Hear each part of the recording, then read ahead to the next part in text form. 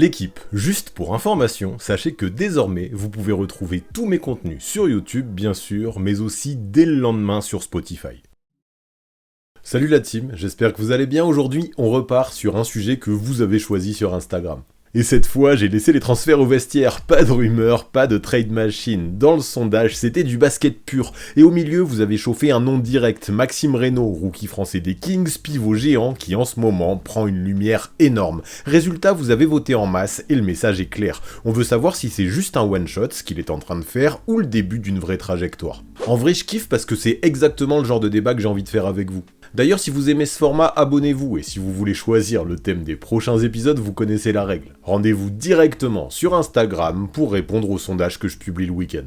En tout cas, aujourd'hui, on ne va pas faire du sensationnel, on prend Reynaud comme un vrai dossier de projection NBA, ce qui peut se traduire au plus haut niveau, ce qui peut coincer, surtout pour un pivot rookie, et on recale l'idée de grosse carrière pour un pick 42, All-Star ou plutôt rotation solide qui dure, voire starter dans le bon contexte. Bref, on sépare l'excitation du moment des signaux qui comptent sur la durée, et on tente de faire l'analyse la plus complète possible. Pour ça, installez-vous bien, prenez-vous une bonne petite infusion de Noël, nous on lance ça tout de suite.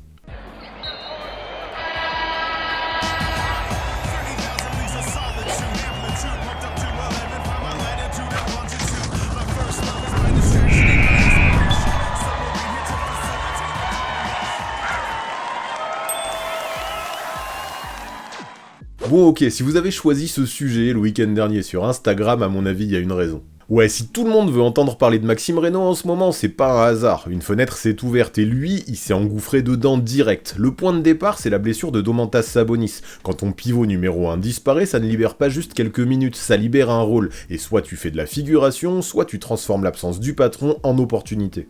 Et le truc, c'est que j'ai l'impression que Reynaud a vraiment fait plus que saisir cette opportunité, il est réellement en train de montrer qui il est. Le match qui met le feu, c'est celui à Portland le 18 décembre, défaite en prolongation 134-133, mais lui, il claque 29 points et 11 rebonds en 37 minutes. Et surtout, c'est pas un coup de chance sur 3 tirs, il prend du volume, il provoque, il va sur la ligne, il pèse dans la raquette. Sur le contenu, c'est une soirée complète, pas juste un carton en surchauffe. Et là où ça devient super intéressant, c'est qu'il ne s'est pas juste arrêté à une nuit magique. Non, 2 jours plus tard, le 20 décembre, contre Portland encore une fois, il a réitéré. Match plus fermé, défaite 98-93, et lui, il remet 17 points et 11 rebonds en une trentaine de minutes. Et le vrai signal, c'est l'activité. Même quand le match est sale, il crée de la valeur au rebond, et sur les détails. Oui, il y a des pertes de balles, mais c'est le prix quand ton rôle grossit d'un coup.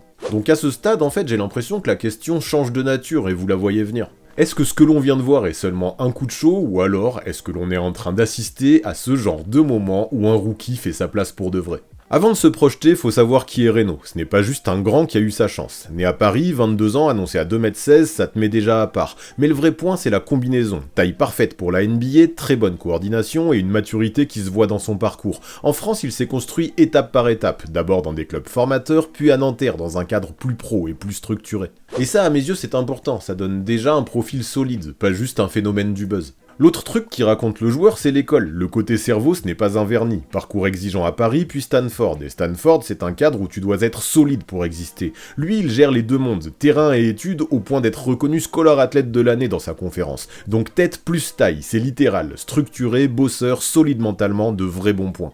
Oui, je vous le dis franchement, ce combo-là en NBA, ça peut aider de fou. Un pivot rookie, on ne lui demande pas d'être une star, on lui demande d'être fiable, comprendre vite, s'adapter, répéter les efforts, et son CV raconte ça, sa formation est sérieuse. Donc oui, le match à 29 points met la lumière, mais le profil derrière, il ne sort pas de nulle part. C'est là qu'il faut remonter à l'origine, je me dis, pour comprendre pourquoi les Kings l'ont drafté. Je vais pas trop m'attarder sur ce point non plus, car j'avais déjà détaillé son profil il y a environ 6 mois dans un Airball Project, que vous pouvez aller voir si ça vous intéresse. Cependant, je pense qu'aujourd'hui encore, son parcours mérite au moins quelques mots. Qui est Maxime à la base ? Est-ce que c'est juste une belle histoire de contexte ou est-ce qu'il avait déjà un vrai niveau avant ? Eh bien, je vous réponds tout de suite. Avant la NBA, il dominait déjà très fort à Stanford, dans une conférence où les scouts sont tout le temps là.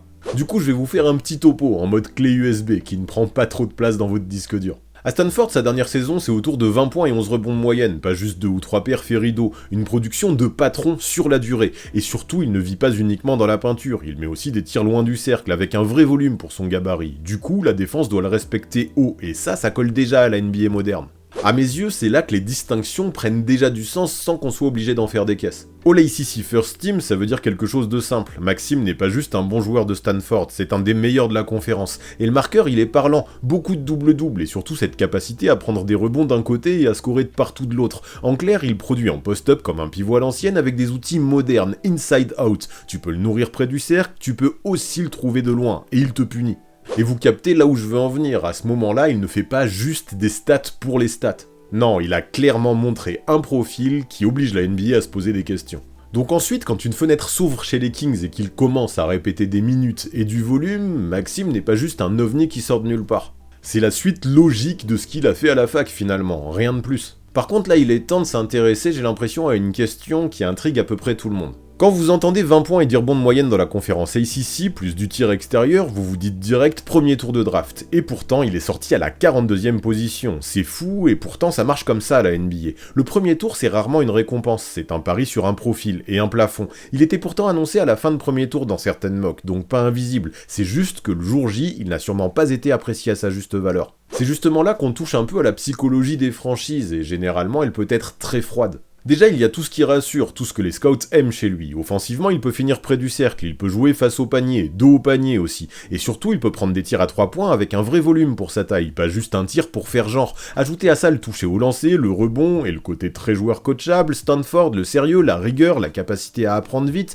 Bref, sur le papier, ça ressemble à un pivot moderne utile. Tu ne peux pas le défendre comme un pivot classique, mais tu ne peux pas non plus l'ignorer loin du cercle. Sauf qu'en 2025, quand tu draftes un pivot, la NBA te pose une question simple. Comment tu l'utilises en défense ? Les doutes qui coûtent un premier tour, ils sont classiques. D'abord l'âge, 22 ans, ça veut dire plus près, mais plafond perçu plus bas. Ensuite la défense moderne, un pivot on le teste sur pick and roll en boucle, mobilité loin du cercle, dissuasion au panier. Et lui n'était pas vu comme un monstre athlétique, plutôt correct, intelligent, mais pas le profil tu dors tranquille. Donc les équipes aiment l'idée, mais on l'a vu, elles n'ont pas voulu prendre trop de risques. Par contre, au 42e choix, le rapport risque-récompense devient complètement évident. C'est là que Sacramento justement est entré en scène et ce n'est pas un hasard. Quand les Kings le prennent en 42, ils cherchent de la value, et Reno colle au profil. Sabonis est le patron, l'organisateur, le point d'ancrage, donc derrière lui, tu ne veux pas un intérieur qui change ton attaque. Tu veux du toucher, du spacing, du QI, un grand qui pose des écrans, se place bien, punit quand on l'oublie, et joue dans le flow sans demander 20 ballons. En gros, avec ce 42e pick, ils n'ont pas drafté un projet, non, ils ont choisi une compétence. Et c'est aussi pour ça que l'organisation, à son arrivée, met vite en avant des mots qui collent à son profil, le shoot, le handle pour un grand, la maturité, ça raconte une idée très Kings. On a déjà notre star intérieur, maintenant on veut des pièces qui rendent la vie plus facile autour. Et dans cette logique, Reno peut apprendre derrière Sabonis en copiant le timing, les lectures, les angles d'écran. Et selon les match-ups, tu peux même imaginer des séquences où les deux partagent le terrain. Sabonis en hub au poste haut et Reno qui écarte un peu, qui propose du pick and pop, qui attire un défenseur loin du cercle. Rien de révolutionnaire, mais assez pour changer une possession. Et puis le contexte de la NBA version 2025-2026 aide aussi à mon sens. Sacramento sort d'une saison agitée avec l'envie de rester compétitif et un banc à stabiliser. Il retouche la rotation, ajoute du vécu, cherche des rôles clairs. Et quand Doug Christie est sur le banc dans une année où le staff s'installe vraiment, les jeunes ont souvent une fenêtre plus nette. Tu repars 2-0, montre que tu captes vite, et ça, pour un rookie comme Reno, c'est précieux. Tu ne lui demandes pas d'être une star, tu lui demandes d'être utile, lisible, fiable. Et sur le papier, c'est exactement ce que les Kings ont acheté. Maintenant, une fois que vous avez compris pourquoi les Kings l'aiment sur le papier, il est important de comprendre ce qui se passe aussi dans la vraie vie. Ouais, le début de carrière de Reno, c'est pas un film Netflix où tu arrives et tu joues direct 25 minutes, c'est la réalité d'un second tour avec un contrat NBA standard. T'es dans le groupe, t'apprends la vitesse, les contacts, les systèmes, mais tu n'as pas le statut qui te garantit des minutes. Et Sacramento fait ce que beaucoup de franchises font avec ce genre de profil. Ils utilisent Stockton, l'équipe de G-League, comme un outil, pas comme une punition. Début novembre, il fait la navette, assigner, rappeler, puis réassigner, puis rappeler encore. En clair, on le garde actif, on lui donne du volume et on évite qu'il rouille sur le banc. Et à mon sens, c'est un détail qui a changé pas mal de choses dans son développement. En NBA, tu peux passer une semaine et ne toucher que 3 ballons. En G-League, tu joues vraiment et tu apprends vite. Stockton lui sert à prendre du volume, assumer un rôle et revenir plus près quand la fenêtre s'ouvre. Sauf que la NBA, ce n'est pas seulement le mérite, c'est aussi la façon de savoir saisir les opportunités. Le déclencheur, c'est Sabonis. Quand ton pivot All-Star sort, ça crée un trou énorme. Mi-novembre, Sacramento doit bricoler les 48 minutes au poste 5, et Reno passe de l'apprentissage à une question simple pour le staff. Est-ce qu'on peut lui donner 20 minutes sans que ça parte en vrille ? Petit à petit, il prend de la continuité, il produit sur des séquences longues, il signe un match référence, puis une première titularisation avec de l'impact. Et là, vous comprenez le truc, la navette avec Stockton, c'était de la préparation au moment où ça a compté le plus. Parce qu'au final, il n'a pas juste été promu par gentillesse, non, il a su se montrer prêt quand la porte s'est ouverte. Et dans une saison, c'est souvent ça qui fait la différence entre juste une jolie histoire et le début d'un vrai rôle en NBA. Mais bref, maintenant qu'on a compris comment il a réussi à gratter des minutes, il est temps de regarder ce qu'il en a fait, concrètement. La photo de la saison est déjà propre pour un rookie du second tour, sur une vingtaine de matchs, autour de 10 points et 5 rebonds en une vingtaine de minutes avec une bonne adresse. Et ça raconte un truc simple, quand il est là, il ne flingue pas les possessions, il ne force pas, il joue dans le cadre, il convertit, il prend des tirs propres, score à haut pourcentage, et prend le tir extérieur quand c'est offert. Ça c'est la base, mais maintenant il faut aussi regarder la dynamique sur ces dernières semaines.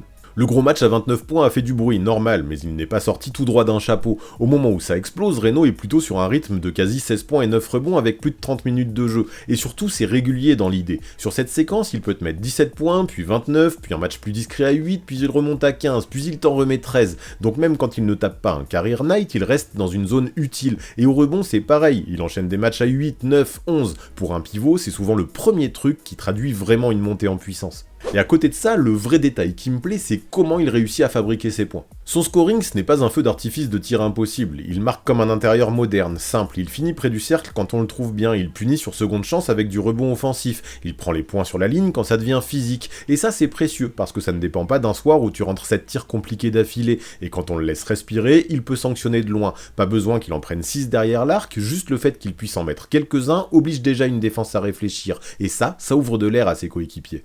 Donc ouais, la perf à 29 points, elle claque, mais pour moi, elle arrive au bout d'un escalier, elle n'arrive pas au milieu de nulle part. Maintenant, je veux aussi être hyper honnête avec vous et ne pas cacher la vérité. Le contexte de Sacramento l'aide énormément en ce moment. Quand tu es pivot rookie, ta vie dépend souvent du contexte. Zone facile, décision simple, et les Kings lui offrent ça, du rythme, des créateurs, un basket direct, accélération, aide, passe. Si Reno pose l'écran, roule fort et présente une cible, il touche la gonfle à 2 mètres du cercle, et là, il finit ou provoque la faute. Ça, c'est le genre de détail important que vous ne voyez pas forcément dans la feuille de stats, la façon dont jouent les équipes et peuvent mettre en valeur certains joueurs. En plus, des joueurs comme Westbrook augmentent le tempo, et quand le rythme monte, un pivot rookie respire. Tu n'es plus en mode attaque placée, ça bagarre 12 secondes dans la raquette, t'es en mode course au cercle, rebond offensif, seconde chance, point sur transition secondaire, et ça explique pourquoi Reno peut gratter des paniers et forts, des tirs ratés après une grosse pénétration, des rebonds qui vivent, et lui il est là, il ramasse, il ajoute 4, 6, parfois 8 points juste parce qu'il est actif et bien placé. Mais l'autre truc, et à mon avis c'est encore plus important, c'est la densité des créateurs autour de lui. Avec Westbrook, on l'a dit, mais aussi DeRozan, Lavine, Monk, parfois Schroeder, la défense est déjà occupée. Aide, rotation, pression sur les créateurs. Pour un pivot rookie, ça simplifie tout. On ne lui demande pas de créer comme Sabonis, on lui demande de finir intelligemment. Écran, bon angle, main haute, finition. Et si la défense aide trop sur les stars, lui, il punit avec des choses basiques. Finition, lancer, rebond offensif et le tir ouvert si on l'oublie. C'est exactement le genre de contexte qui peut faire paraître un pivot encore plus NBA ready qu'il ne l'est réellement. Le système lui donne des choix simples, si le porteur est battu, tu es là pour finir, si la défense s'effondre, tu ressors vite ou tu attaques une ligne, et si personne ne te respecte, tu prends ce qu'on te donne sans réfléchir 3 secondes. C'est ce que Maxime fait, pour un rookie big, c'est le paradis. Moins tu réfléchis, plus tu joues vite, plus t'es efficace. Et Doug Christie, de ce qu'on voit, pousse aussi un truc qui colle bien à Reno. Défense, impact, courir derrière. Là encore, ça protège ses limites. En transition, tu n'as pas besoin d'avoir tout un arsenal. Tu cours, tu poses, tu conclus, et ça, Reno le fait hyper bien.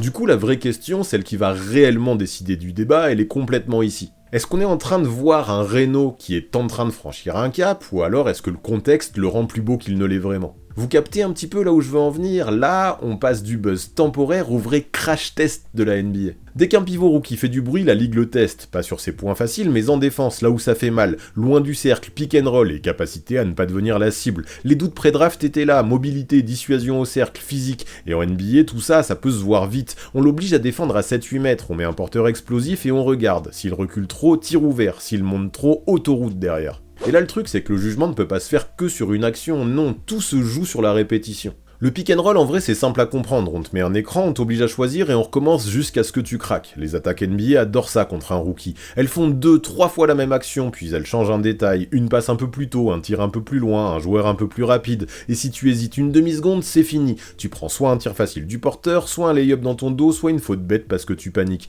Et c'est souvent comme ça que les rookies se font sortir, pas parce qu'ils sont mauvais, parce qu'ils font 2 fautes rapides en 90 secondes.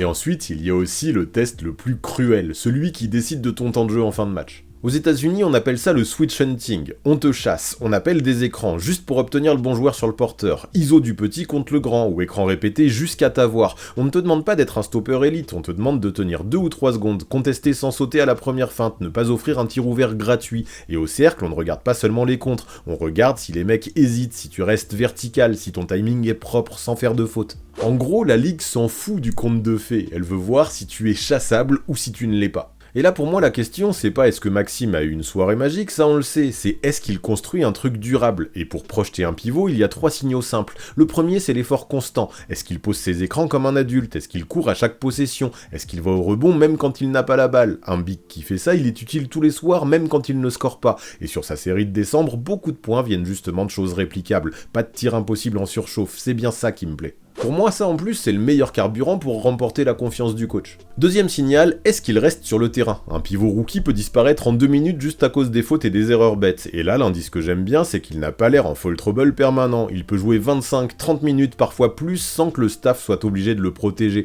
Et avec la balle, pareil. Sur la saison, il est plutôt propre, il ne donne pas l'impression de saboter 3 possessions d'affilée. Évidemment, quand ton rôle grossit, il y a des turnovers, c'est normal. Mais l'idée, c'est qu'il ne se transforme pas en risque ambulant, c'est le cas. Et pour un rookie intérieur, c'est déjà énorme. Parce que ouais, en NBA tu peux être talentueux, mais si tu n'es pas capable de rester sur le parquet, ça sert absolument à rien.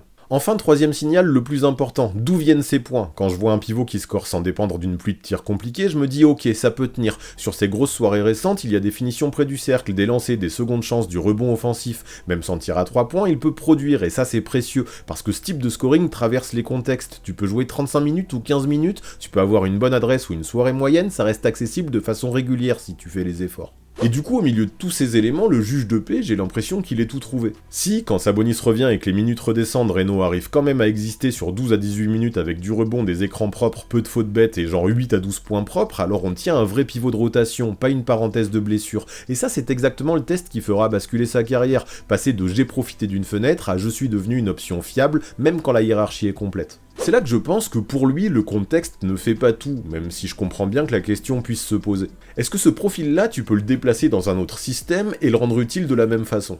Reno, à mes yeux, c'est pas un pivot que tu balances n'importe où en mode tiens, débrouille-toi, il lui faut un cadre. Le cadre le plus simple, c'est une équipe qui joue beaucoup en protection de cercle avec le pivot qui reste plutôt près du panier sur les écrans pendant que les extérieurs se battent devant. Dans un contexte comme ça, genre Cleveland, autour d'un duo Allen-Mobley, tu lui demanderais surtout d'être grand, bien placé, solide au rebond et propre sur les finitions en rotation. Il peut le faire, même chose dans une team comme Minnesota avec un Rudy qui protège la raquette. D'ailleurs, en parlant des Wolves, il est temps de faire une petite parenthèse pour parler de mon sponsor du jour, Winamax. Minnesota, c'est l'équipe qu'on enterre vite quand ça démarre mal et qui revient quand ça compte. Début bancal, oui, mais depuis quelques semaines, ils retrouvent leur rythme et leur identité. Et rappel simple, 2 finales de conférence d'affilée en 2024 et 2025. OKC est favori cette saison, logique, mais enterrer les Wolves en décembre, c'est le piège. En playoff, ils montent en intensité, et avec un bon move à la deadline, un meneur par exemple, tu peux te retrouver avec un vrai contender que personne ne veut croiser. Vous voyez le délire, ils ne dominent pas la saison régulière, mais ils peuvent devenir très pénibles quand la pression commence à monter.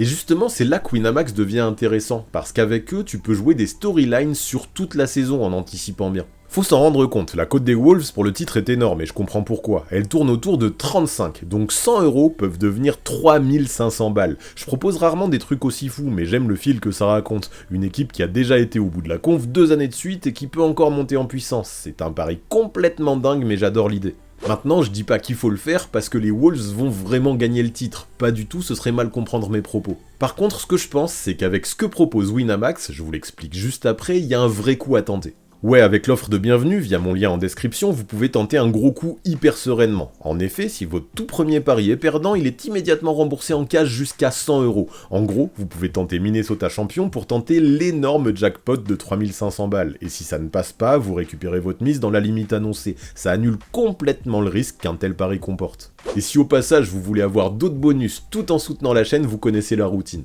Après avoir cliqué sur mon lien, si vous rentrez le code Le6ème au premier dépôt, vous obtenez 10€ supplémentaires en cash. Ça vous laisse une deuxième cartouche. Soit vous gardez ça pour plus tard, soit vous partez sur du court terme. C'est tout bénef. Par contre tout ça c'est beau, mais là arrive le moment où je fais le rappel le plus important, c'est essentiel et je compte sur vous pour garder bien ça en tête. Les paris sportifs sont interdits aux mineurs et même majeurs, ne misez que ce que vous pouvez vous permettre de perdre. Si vous sentez que ça dérape, stoppez, faites une pause, faites-vous aider, il n'y a aucune honte à ça. Le but c'est de vibrer, pas de vous mettre dans le rouge, retenez bien ça, c'est clairement la base avant de vous jeter à l'eau. Et une fois que vous avez bien retenu ça, si ce coup sur les Wolves ne vous inspire pas, ou alors si vous n'êtes pas assez patient pour attendre le résultat en fin de saison, y a aucun souci. Les offres et les bonus dont je vous ai parlé fonctionnent sur tous les paris sur Winamax. Si vous voulez les utiliser pour un match de ce soir, une perf de votre équipe ou de votre joueur préféré, ou même sur un autre sport, ça fonctionne également. Quand on retient que si le premier pari est perdant, on peut retrouver nos 100 balles de mise initiale, ça donne envie de chasser les gros coups. Mais allez, parenthèse fermée, et revenons à Maxime Reynaud. Et ouais, dans un contexte comme celui des Wolves, je pense tout à fait qu'il pourrait trouver un rôle dans la rotation. Mais il y a aussi un deuxième contexte qui pourrait le faire briller, celui d'une team qui aurait besoin, en provenance du banc, d'un vrai finisseur offensif. Donnez-lui un gros porteur de balle pour jouer le pick and roll, un mec qui met la pression et attire 2 défenseurs et tout devient plus simple. Lui, il n'a pas besoin de tirs compliqués. Écran sérieux, bon timing, cible propre, finition ou faute, c'est transposable dans tout plein d'attaques. Typiquement une équipe avec un gros créateur, comme les Lakers version Luka, ou une équipe où Trae Young dicte le tempo. C'est là que son jeu devient facile à brancher dans tout plein d'attaques et c'est quelque chose qui me rassure. Surtout qu'il y a même un troisième contexte, dans lequel il peut être utile, peut-être bien moins sexy, mais tout aussi crucial. Celui d'une équipe qui accepte et qui a besoin d'un pivot de banc, de lecture et de spacing, pas forcément d'un monstre du contre. Une rotation qui veut un intérieur qui comprend vite, qui ne plombe pas le jeu, qui punit s'il est oublié. Là, Reynaud a une vraie place parce que son profil c'est du toucher, des bonnes mains, des décisions propres. A l'inverse, si tu le mets dans une équipe qui switche tout, ou dans un modèle où le pivot doit être un protecteur de cercle élite, tu le mets dans son pire film. Donc ouais, je ne vais pas mentir, il existe des contextes, c'est sûr, dans lesquels il serait bien moins à l'aise que dans celui des Kings, c'est une réalité. Cela dit, au vu de ce qu'il montre en ce moment, je suis assez persuadé qu'il pourrait avoir un vrai apport dans tout plein d'équipes NBA. Maintenant, la question qu'on se pose aujourd'hui, de toute façon c'est ça le titre de la vidéo, c'est est-ce qu'il est capable de se construire une grosse carrière dans la Grande Ligue ? Eh bien déjà, quand on parle de grosse carrière pour un pick de draft numéro 42, avant tout, faut bien recaler le film dans nos têtes. Grosse carrière pour lui, ça ne veut pas dire devenir All-Star. Pour un pick 42, le jackpot c'est déjà de s'installer en NBA, rester 8 à 10 ans, être une rotation stable, avoir des minutes qui comptent, et si tout clique, devenir starter dans un système précis parce que tu fais tourner la boutique. La place à la draft, c'est pas une condamnation, c'est juste un chemin plus long. Et là justement, Reynaud, je trouve, a déjà un petit truc que beaucoup de choix du deuxième tour n'arrivent jamais à obtenir. C'est la sécurité et la fenêtre. Sacramento lui a donné un vrai contrat sur plusieurs années avec une option d'équipe, donc on n'est pas sur 2 semaines et on verra. La franchise a intérêt à le développer et à lui donner de l'oxygène pour encaisser ses hauts et ses bas. Sur le terrain, il a déjà une production visible, presque 10 points et 5 rebonds en une vingtaine de minutes, avec une adresse solide en étant capable de performer avec des petites comme des grosses minutes. Pour un pick 42, c'est un vrai signal. Donc la question, à mes yeux, c'est pas est-ce qu'il va devenir une star pour avoir une grosse carrière, mais plutôt est-ce qu'il va réussir à s'installer durablement dans la NBA d'aujourd'hui. Pour s'installer, il y a 3 chantiers concrets. D'abord le physique, tenir les contacts, ne pas se faire déplacer, finir quand ça cogne. Ensuite, la vitesse de décision, parce qu'en NBA, une demi-seconde d'hésitation et t'es mort. Tirer quand t'es ouvert, finir quand tu le peux, ressortir vite, éviter le dribble de trop. Et enfin, le juge de paix, c'est sûr, ce sera la défense sur pick and roll. Pas besoin de switch sur tout, mais il doit progresser sur les angles, le timing et la communication pour arrêter d'être une cible. Et là où je suis plutôt confiant sur le fait qu'il puisse progresser là-dedans et vraiment s'imposer, ou en tout cas trouver un rôle, c'est son mental. Son côté bosseur structuré sérieux, ce n'est pas juste une belle histoire. Chez un pivot, la progression peut être tardive. Timing, détail défensif, placement, ça prend du temps à encaisser et à apprendre. Son meilleur scénario est simple, il consolide un rôle cette saison. Année 2, il gagne en fiabilité et en minutes. Et en année 3, Sacramento active son option car il est devenu essentiel en sortie de banc. Si à ce moment-là, il n'est plus une cible automatique, ses mains et son attaque deviendront à coup sûr un vrai bonus de rotation. Donc ouais, on en est là, le chemin ne sera pas forcément simple, il faudra être patient, mais au vu de ce qu'il montre en ce moment, j'y crois, Maxime Reynaud a vraiment de quoi s'imposer durablement dans la Grande Ligue. Je pense qu'à terme, il peut devenir un titulaire intéressant s'il continue sur ce rythme, ou au pire une rotation solide. Et vous d'ailleurs, vous le voyez où le vrai plafond de Maxime Reynaud? Titulaire dans un système bien précis, ou alors rotation, pas plus que ça? Dites-moi tout ça en commentaire. En tout cas, si ce n'est pas encore fait et que la vidéo vous a plu, pensez à vous abonner à ma chaîne pour apporter de la force. Je vise au plus vite les 70K et pour ça j'ai besoin de vous. Puis pareil, si vous avez la toute nouvelle fonctionnalité boostée qui apparaît sur votre appli sous la vidéo, utilisez-la, je vous en supplie. C'est gratuit, ça envoie des points et ça aide l'algo à tout faire péter visiblement, c'est un critère absolu. Alors pour tout ça, je compte sur vous la team et moi je n'ai plus qu'à vous souhaiter de très bonnes fêtes et à vous donner rendez-vous très vite pour une prochaine vidéo.